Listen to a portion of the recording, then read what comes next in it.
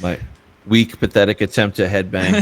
Hey, Uh, hey, as long as you can move your head at this age, it's good on you. But hey, we're the well, first, the last, the Nerdom, and we're here with a recap of the midseason House of the D, as Hot D, as Mike likes to call it.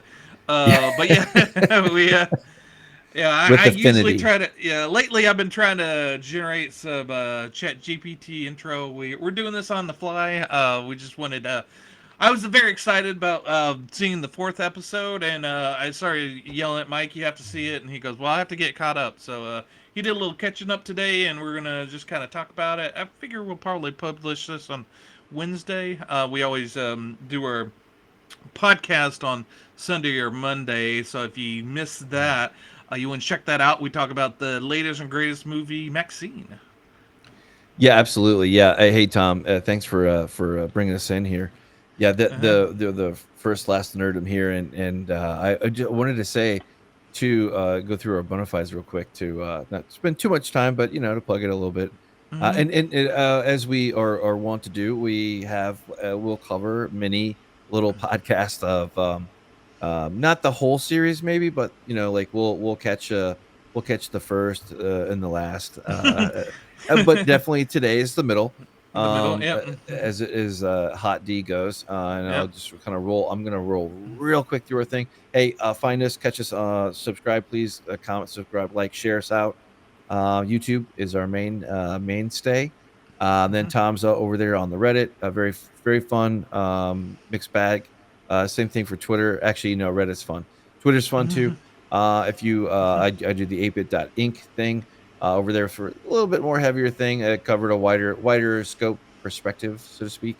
Also on Twitter as well, and of course the Yats were all the above are in. So, but without further ado, we're gonna get into House of the Dragon, and I just wanted to kind of roll through, kind of set the table a little bit for like where we're at in the episode or the season.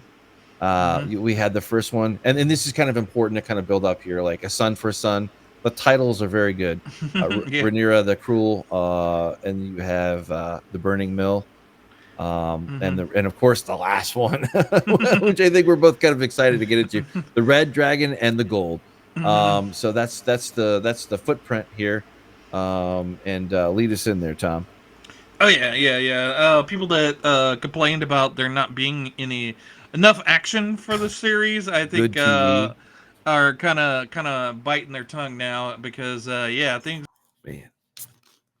are heating up. It's much like you gotta have to build up the things, and if you build up the I emotional impact for things, and then it finally happens, it's much more impactful. Like I always talk about those big action scenes at the end of Marvel movies. A lot of them aren't earned.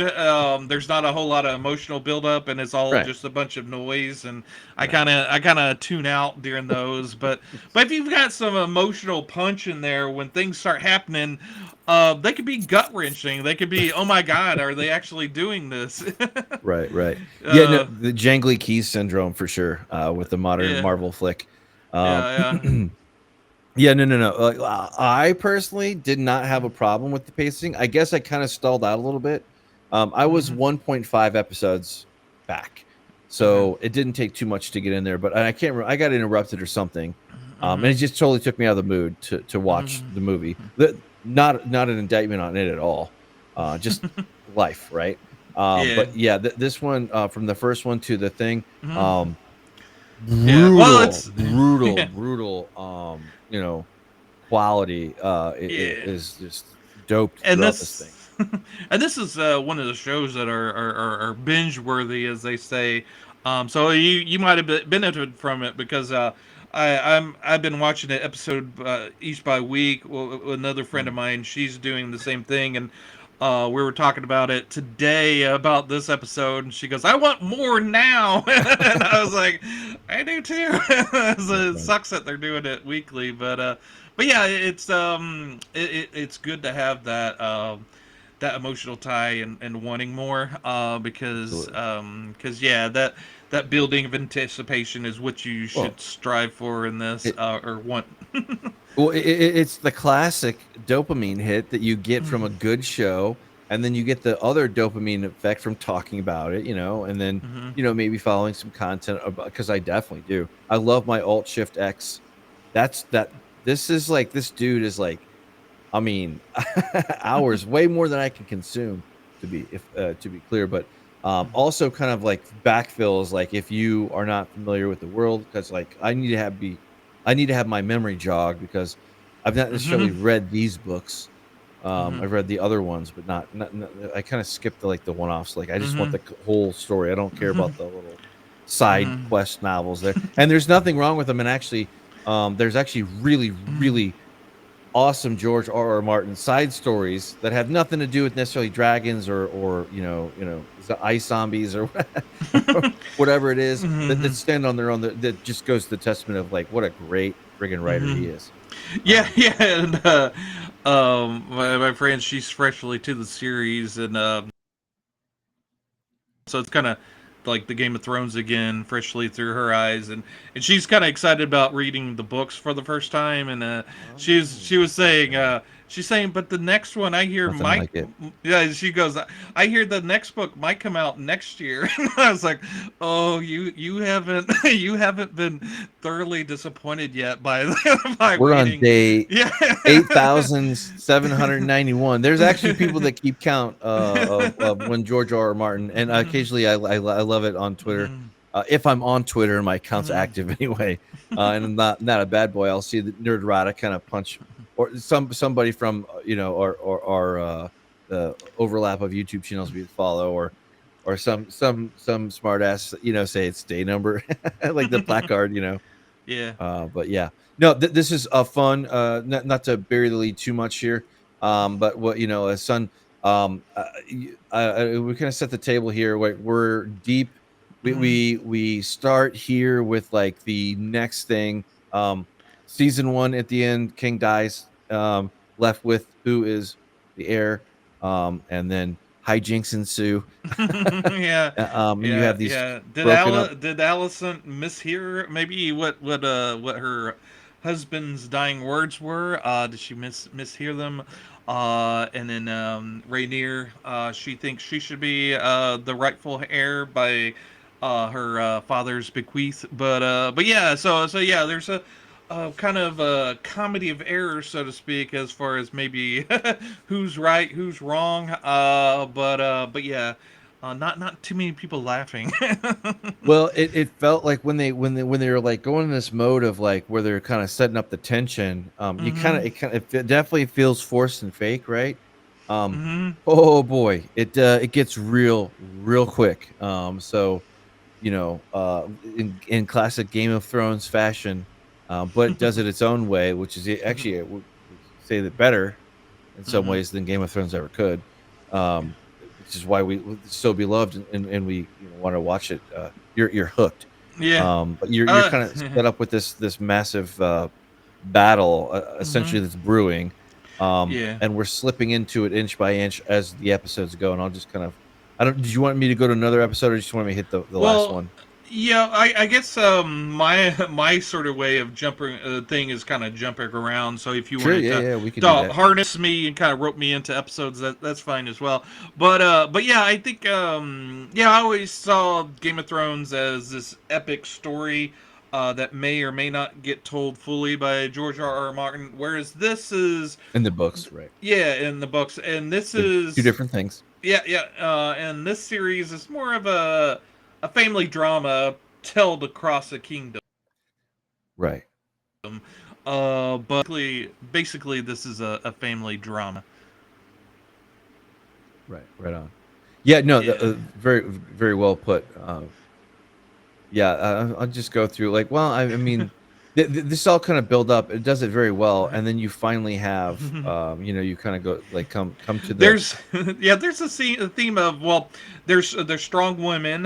You've got, Rhaenyra and Alicent. They're almost like sisters, but they're not. They're like best friends that have been torn apart by circumstance. So you have that aspect of the story where each at different times have tried to reach out to the other, and maybe if they had reached out at the same time, things could have gotten avoided. There's different family ties. There's like a every couple of episodes there seems to be a drama between brothers. The I think it was the second, or I think it was second episode where the twins Basil, the twins have a issue between each other. Eric and Eric, yeah, Rhaenyra the Cruel. That was played out very interestingly. There's a fight between them at the end, between the two brothers, and I almost like, oh no, they're not going to try that trope that happens in cartoons or their bad TV shows where the one gets killed and we don't know which one's which, which one has survived. But no, they kind of ended it a little bit a lot better, where the winning brother in total anguish and sorrow kills himself. So no one wins in that scenario. And then in this episode, the fourth episode, we return to brotherly love, or the lack thereof. Right. Yeah. No kidding.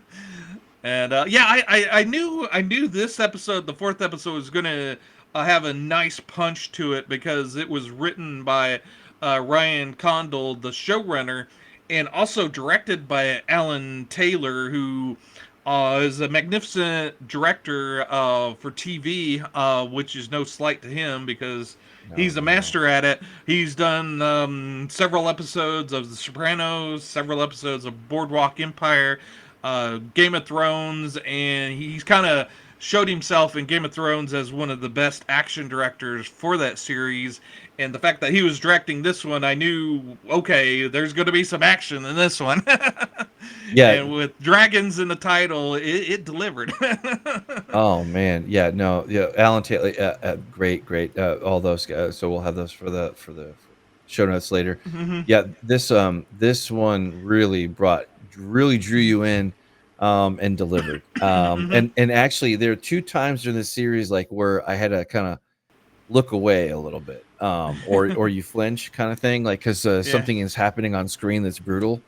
Mhm. And this not so much brutal, but like you see these magnificent dragons, and then Uh-huh. you see them start going at it, and it's like, God damn it! Like it kind of feels like, don't let your dog kill that other dog, like that. Like, yeah, and they are all or nothing. Oh my God, just like ruthless. Typical Game of Thrones, like they set a new bar for ruthless, like just for the world building. Yeah. Cut. Yeah. Yeah. There, I saw one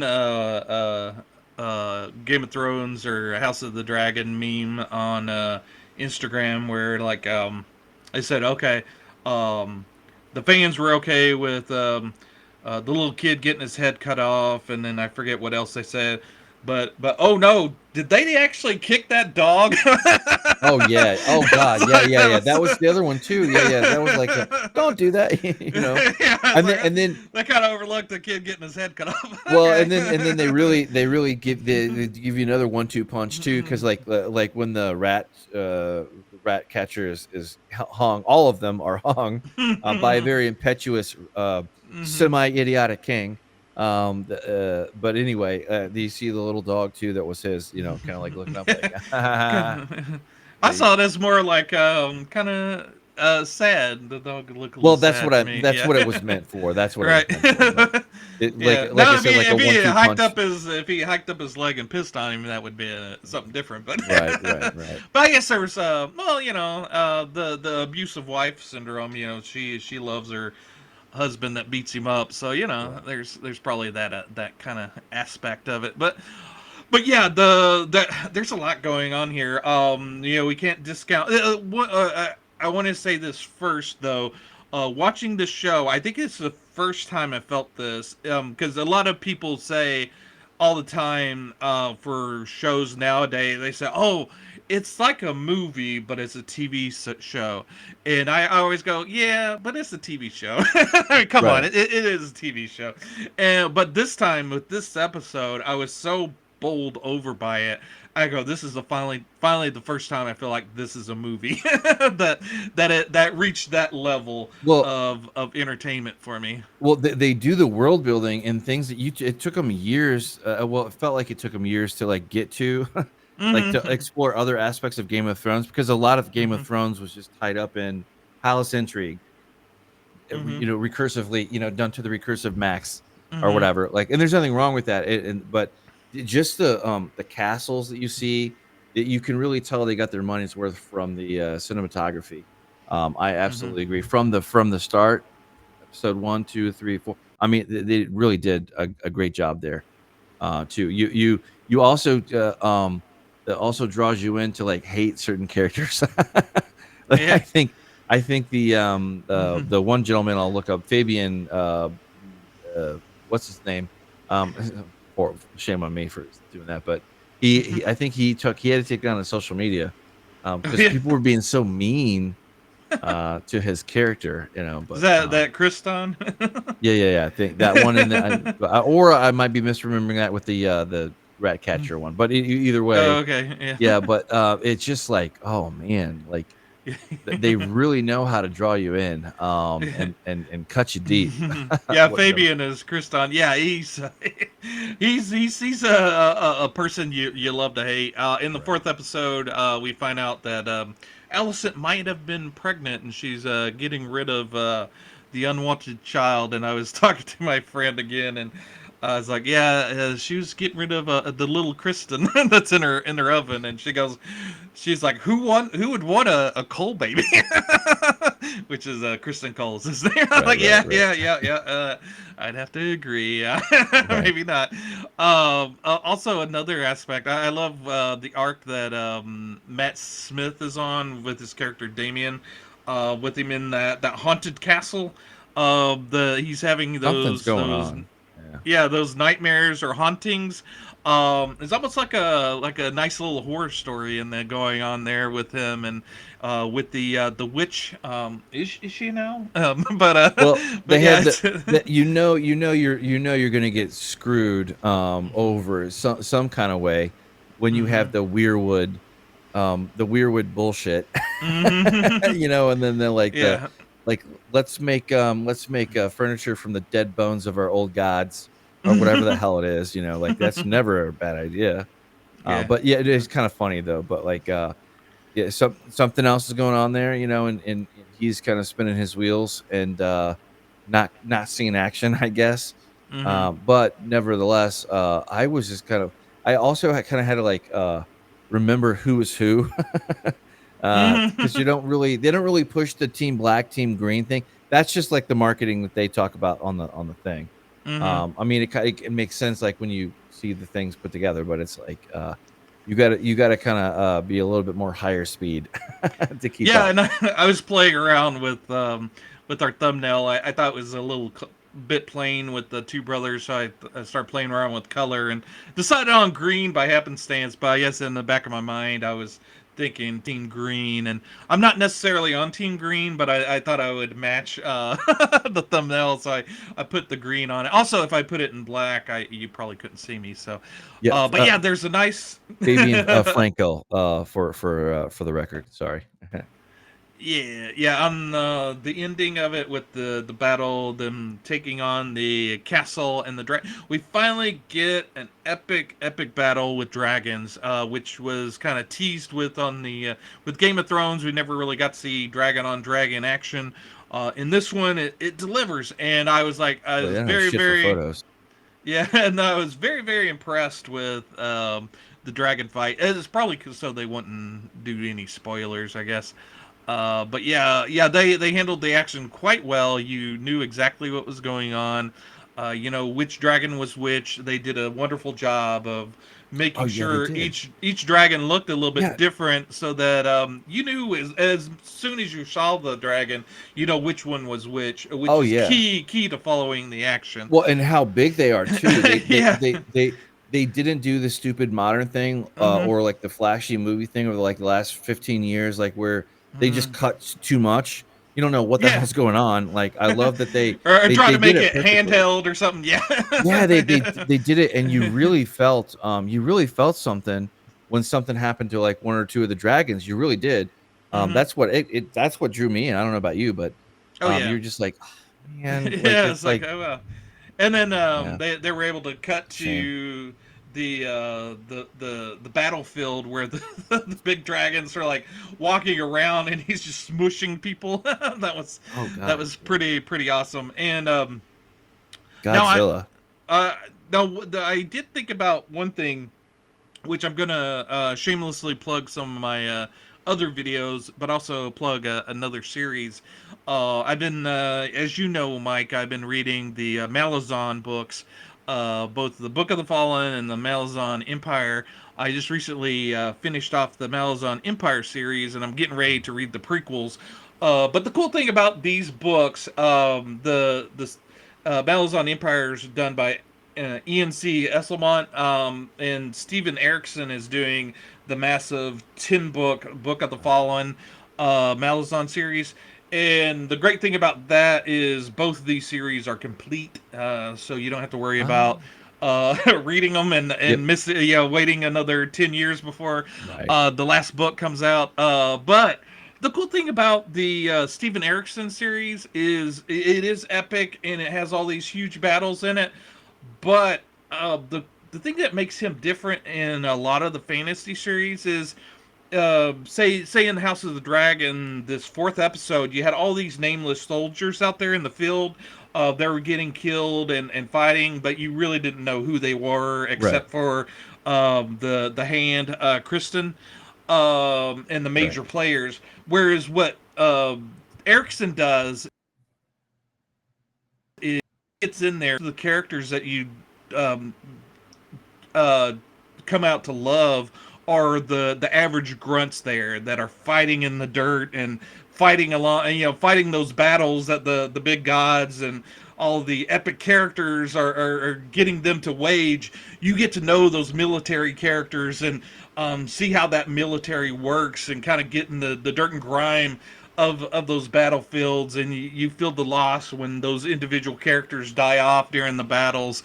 I think that's what makes kind of steps those books up to a bigger level, because Higher tier, it yeah, yeah it goes through the quality. whole spectrum in that that realistic militaristic kind of aspect of the books is unique to this, and a lot of action packed stuff, but there's also a lot of theological and kind of mind Sure. expanding kind of thoughts and whatnot. It's sort of like throw everything in, Epic. including the kitchen sink, but also make it all work and make it all sense. So yeah, if you're into fantasy, definitely recommend those series. But yeah, back to but yeah, I thought during that battle, if this was the Erickson book, you would know all about those guys in the battle that were fighting along with Kristen, better or worse.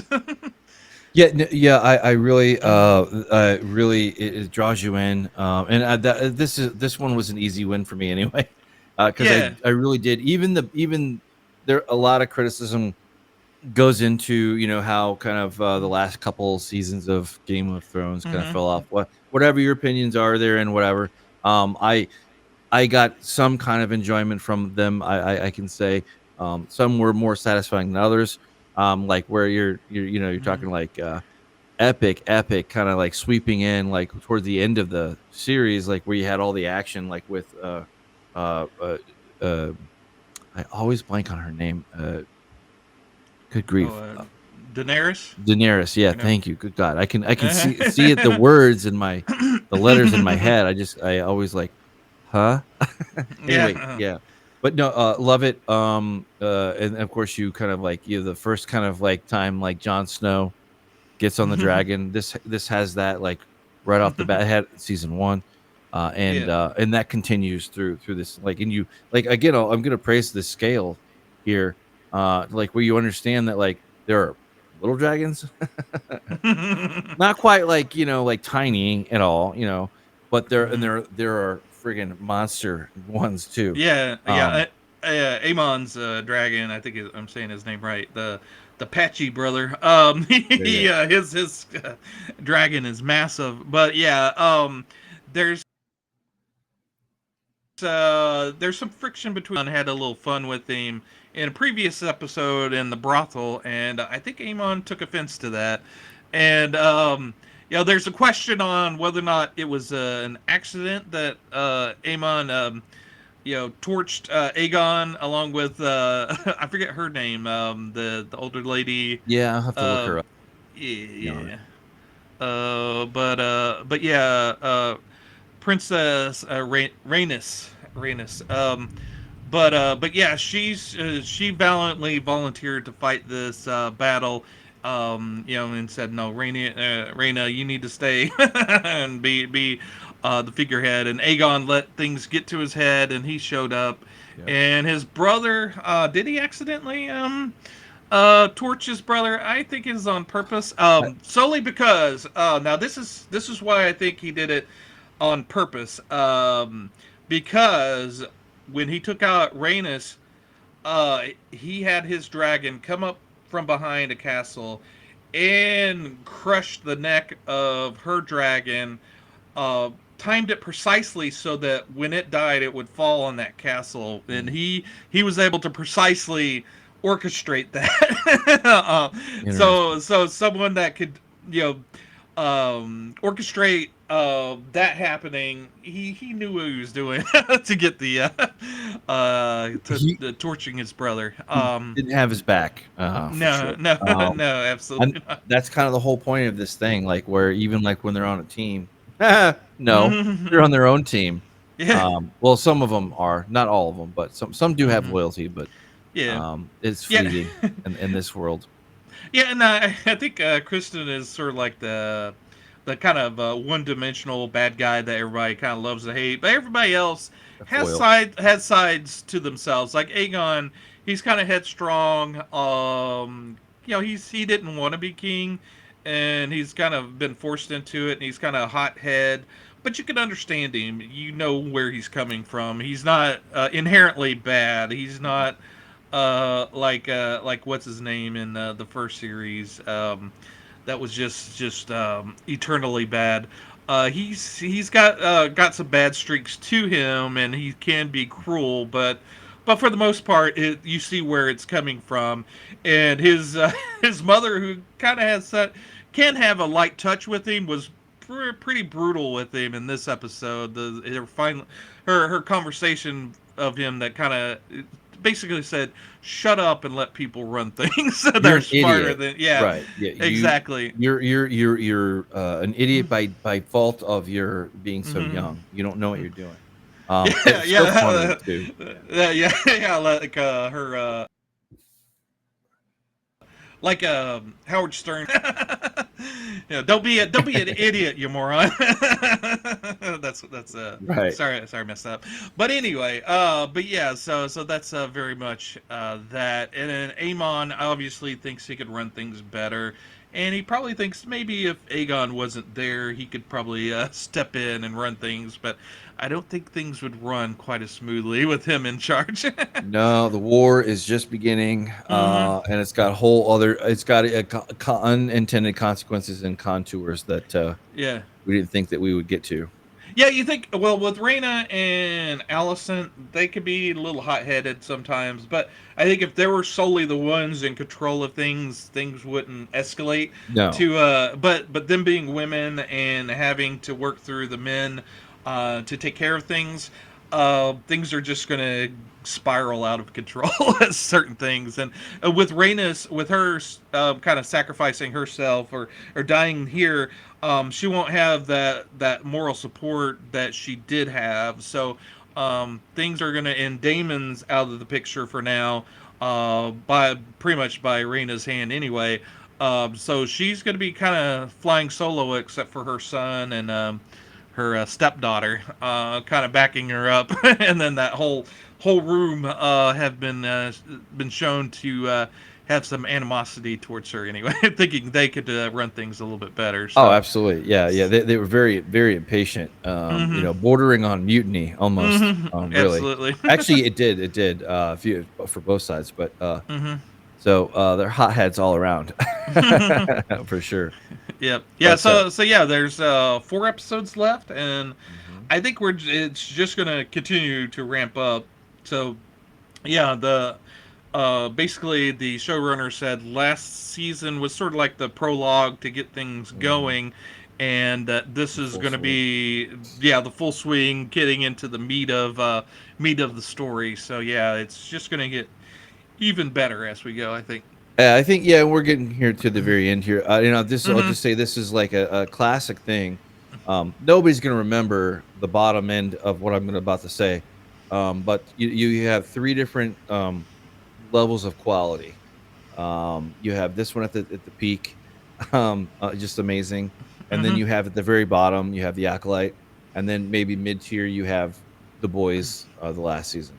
Hmm. But whatever your taste is. But anyway, this is the top of the house, for sure. Right, yeah, never everything has its place. You know, the House of the Dragons or this epic fantasy, highfalutin telling a very interesting, epic, intricate sort of Mhm. stories.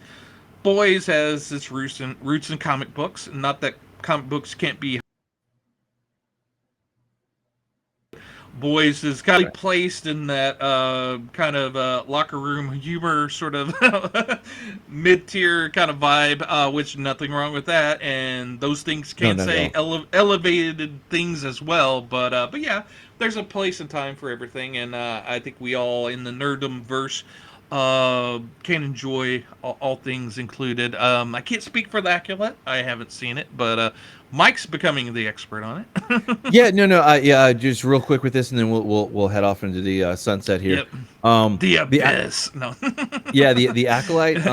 Really, if you wanna shortcut it, don't bother with episode 1 through 4. Just don't bother.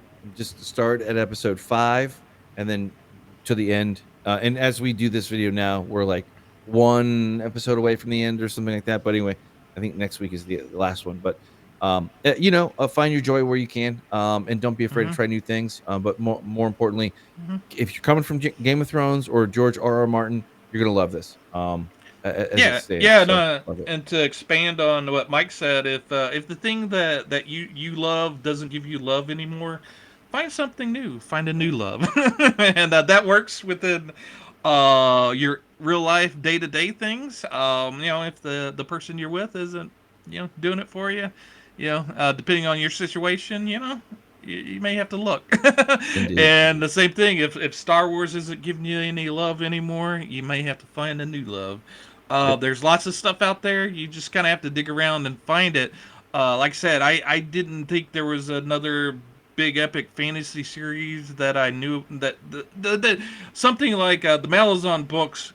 I thought if that was out there, everybody would know about it by now, and it's become like it's sort of this buried treasure that I'm just loving. And I'm sure there's several other things like that out there. You just have to go out there, and Mike can speak on the sci-fi end of things. The Dune series we both fell in love with, but I'm Oh sure yeah. there's other lesser known sci-fi things that you could love just as much that tickle that certain spot in the area of sci-fi that you love that's out there. You may have to pick up a book to read to find that. If there's not, but there's plenty of movies and series out there. Yeah. There's definitely something out there for you. You just Yeah. have to look. So yeah, something like that would be like Craig Allison's the Expeditionary Force series. That's like There you go. 20 plus books, but there's Yeah. all kinds of good stuff out there. But I've been Mike. And I'm Thomas, and we're your nerd fluencers for everything nerd. Love it.